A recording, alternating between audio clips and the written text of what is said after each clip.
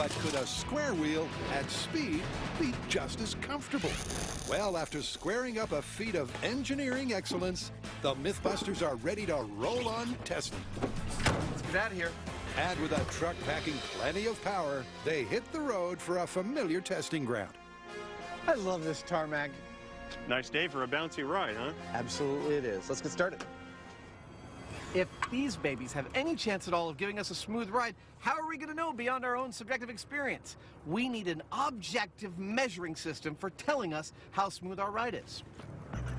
And that's where Jason and Scott come in. They work at LMS, a software and hardware engineering company that measures the vibration of all sorts of things, from cars to airplanes to washing machines. And they're going to measure our experiment. Yep, Jason and Scott position the sensitive sensors in 3 key areas. Good to go. To track the vibration on the suspension, the steering column, and of course, the passengers. And with the test track set, the baseline set, it's time for the weirdest wheel change in automobile history. This is so wrong. And yet it feels so right.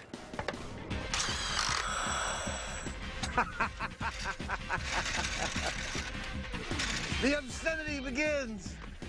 You know, I don't think you'd need a parking brake with these things. Yeah, no need to curb your wheels on a hill. No. No.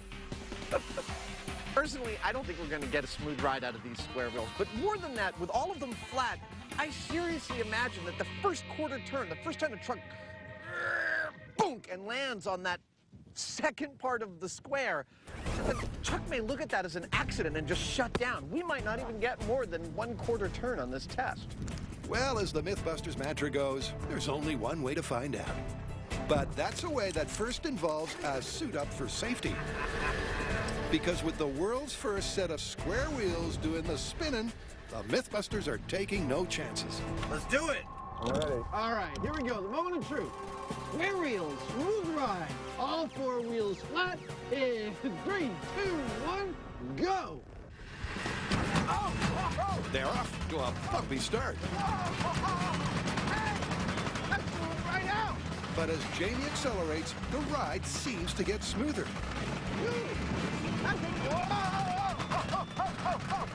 At least until it suddenly stops altogether. Something's dreadfully wrong. Yeah, we're sitting sideways. We're sitting sideways and we're not level. I know. Whoa! Oh, crap, Jamie. It's bad. Well, there's your problem.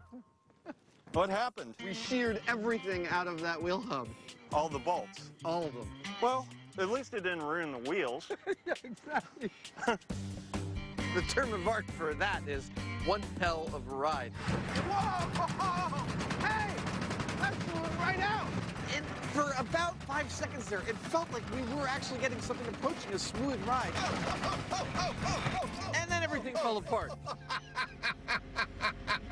The fact is, this is one of the most powerful trucks we could get our hands on, and driving with all 4 wheels flat, just too much for it.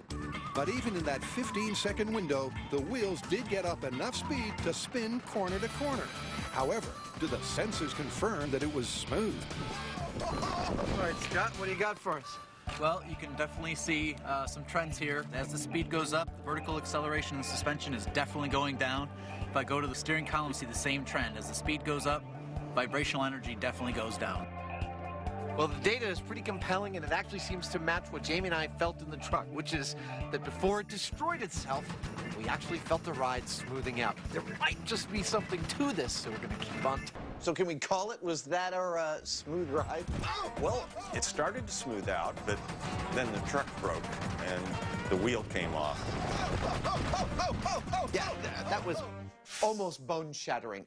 But it occurs to me, what if instead of all wheels being flat, we offset 2 of them to a 45-degree angle? Increasing the periodicity of the points hitting the ground might make the ride smoother and easier on the truck. Yeah, that makes sense, but I start to worry that making things less symmetrical like that might set up some sort of an oscillation and a certain orientation that would end up flipping the truck, and that'd suck. You're totally right. That then says to me that we want to do some small-scale testing.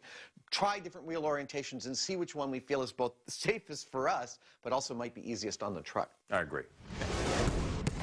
After a bone-shaking ride with all four wheels in the same orientation, it's time to experiment with some different configurations. Now this is the orientation we had our wheels in for our most recent ride, and a bumpy ride it was. But this is not the only orientation we need to have our four wheels. We could mount two of our wheels at a 45-degree offset to the other two, thus doubling the frequency with which one of the points of the squares hits the ground for every rotation. Or we could offset each wheel by 22.5 degrees for every rotation, thus quadrupling the frequency with which one of the points hits the ground. Which one of these is going to give us the smoothest ride? I haven't the slightest idea. That's why we're about to test this in small scale. And for that, they'll need a set of wheels. So Adam brings this out of the woodwork. I think that's a good start. Then it's time to tune up the treadmill to give it a run. All right, let's try this. First off, a little recap of why four in-sync wheels are so uncomfortable. Ow. But will offsetting the wheels by 45 degrees decrease the jolt factor? Much better. Wow. I didn't expect that to be so nice. Let's ramp it up. All right. Two wheels offset diagonally at 45 degrees is a clear improvement. Yeah! But will the 22.5 degree combination be even better? The way this works is that one's always flat, one's always at 45, and the other two are in the middle. Okay. Ooh.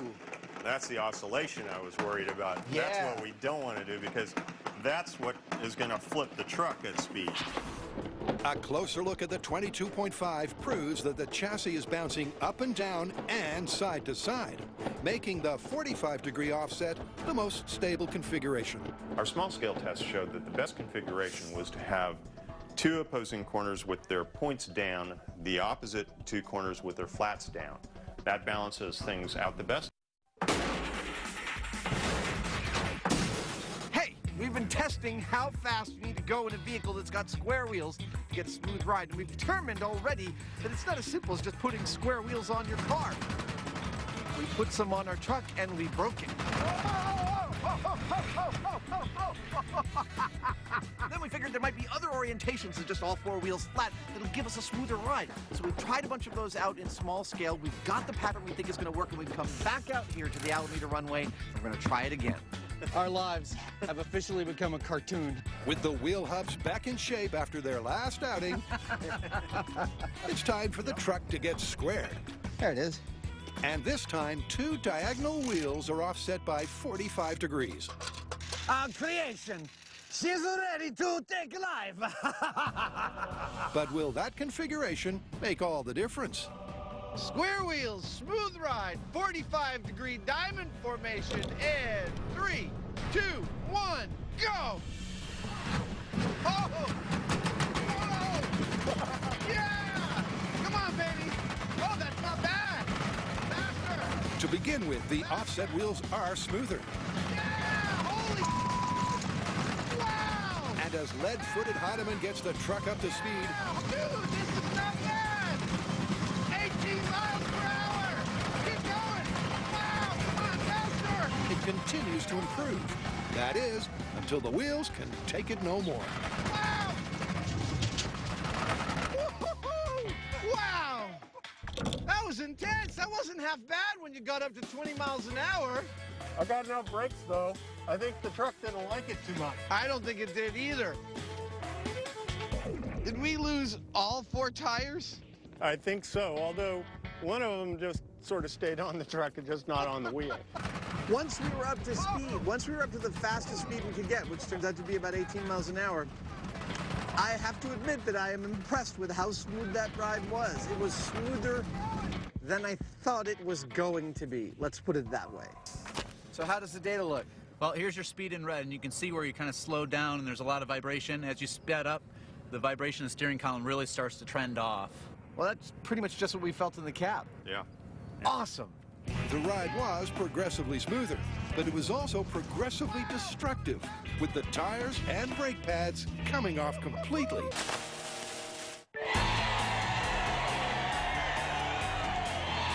No one knows when the wheel was invented, but the oldest known wheel was discovered in Mesopotamia and was likely built by the Sumerians around 5,500 years ago.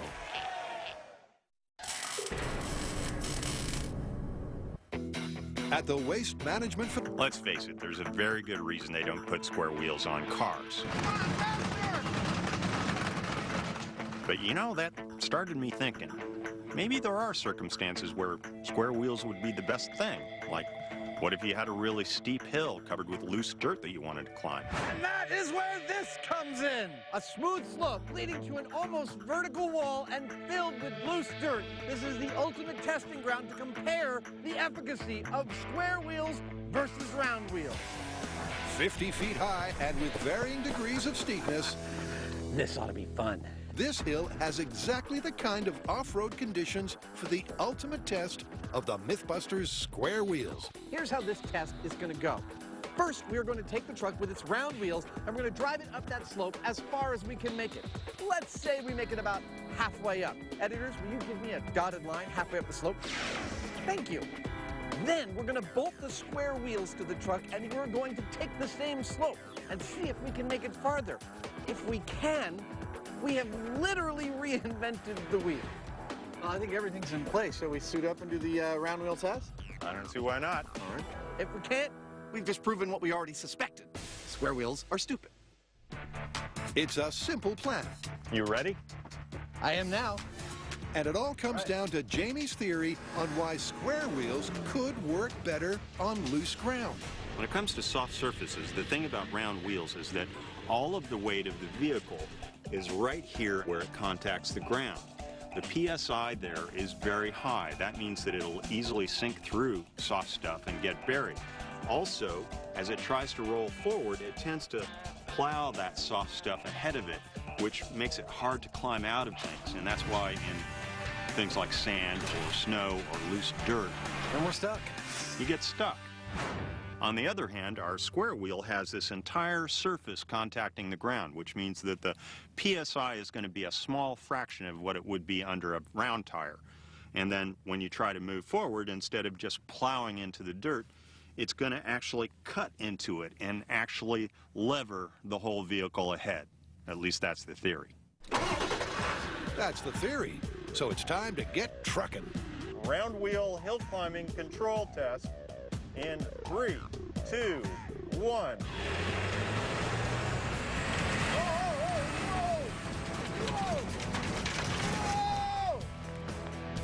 Think that's as high as you can go? I think so.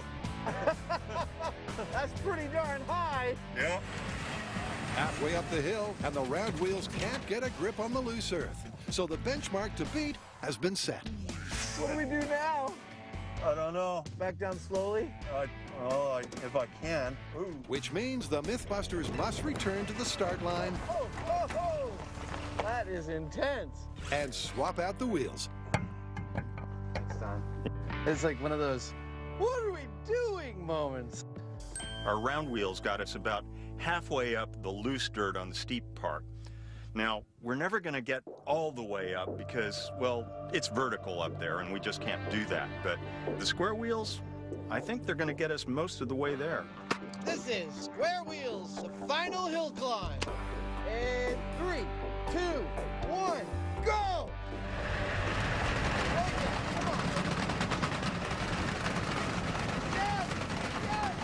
Yes! Come on! Bring that ball! Bring it! Yes! Oh, come on! No. Ah! Just like the round wheels, the spinning square wheels can't get purchase on the loose ground. All right, we're going up real slow now. Hill climbing and square wheels. Go! So for take 2, the Heinemann goes for a slow and steady approach. This is promising.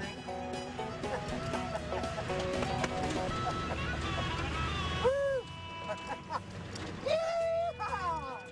Moving forward. Right, moving forward. You know what? What? I don't think they're working. I don't think they're working either. We tied at best. We touched the tape.